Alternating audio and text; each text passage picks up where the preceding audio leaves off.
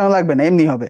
দেখো, এই যে এখান থেকে আমাদের টিস্যু থেকে ঊর্ধ্ব আর নিম্ন মহাশিরার মাধ্যমে, এই যে হচ্ছে ঊর্ধ্ব মহাশিরা, এটা নিম্ন মহাশিরা, এটার মাধ্যমে রক্ত আসবে কোথায়? Right atrium.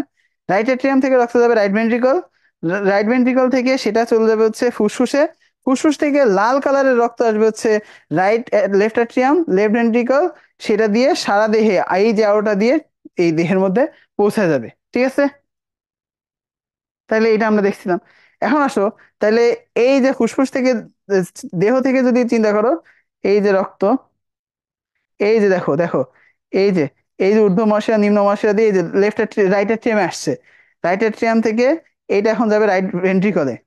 এই দেখো, ভেন্ট্রিকল থেকে এই যে এটা হচ্ছে সুন্দর করে, এটা হচ্ছে এই যে, এই যে এইটা হচ্ছে পালমোনারি শিরা, সরি, এটা হচ্ছে হৃৎপিণ্ড থেকে বেরোচ্ছে পালমোনারি ধমনী দিয়ে, চলে যাচ্ছে এই যে দেখো, চলে যাচ্ছে আমাদের ফুসফুসে। এই যে ফুসফুসে চলে গেছে। ক্লিয়ার? তাহলে এইভাবে হচ্ছে আমাদের সুন্দর করে ফুসফুসে চলে গেল। এবার ফুসফুস থেকে এই যে কার্বন ডাই অক্সাইড সমৃদ্ধ রক্তটা আছে, সেটা এবার ফুসফুস থেকে সুন্দর করে কোথায় চলে আসবে? আমাদের এই যে দেখো, ফুসফুস থেকে লেফট এট্রিয়ামে আসবে। তাহলে এই আসবে কে? শিরা দিয়ে। তাহলে এই পালমোনারি শিরা দিয়ে এখন হচ্ছে, এই যে দেখো, এই যে দেখো, এই যে লেফট এট্রিয়ামে আসতেছে, এই যে লেফট এট্রিয়াম দিয়ে এখন হচ্ছে লেফট ভেন্ট্রিকলে যাচ্ছে।